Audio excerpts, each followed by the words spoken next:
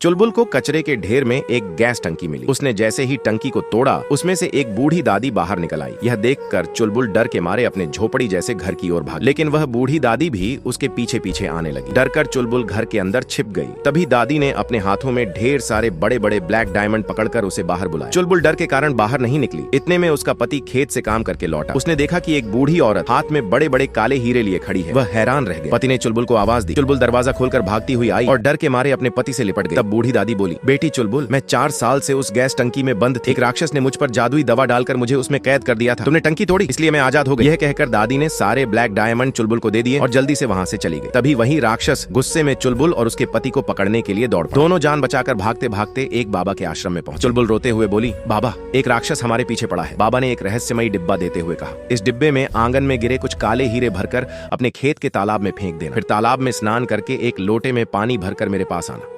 चुलबुल और उसका पति तुरंत घर पहुंचे। उन्होंने आंगन से कुछ काले हीरे उठाकर डिब्बे में भरे और खेत के तालाब में फेंक दिए। फिर दोनों ने तालाब में डुबकी लगाई, स्नान किया और एक लोटे में पानी भरकर वापस बाबा की ओर दौड़े। रास्ते में राक्षस ने फिर चुलबुल को पकड़ने की कोशिश की, लेकिन वह असफल रहा। चुलबुल के पति ने लोटे से थोड़ा सा पानी राक्षस के ऊपर छिड़क दिया। अचानक वह राक्षस एक खूबसूरत लड़की में बदल गया। तभी गैस टंकी से निकली बूढ़ी दादी भी वहां आ गई। ये दृश्य देखकर बाबा घबरा गए और डर के मारे वहां से भाग गए।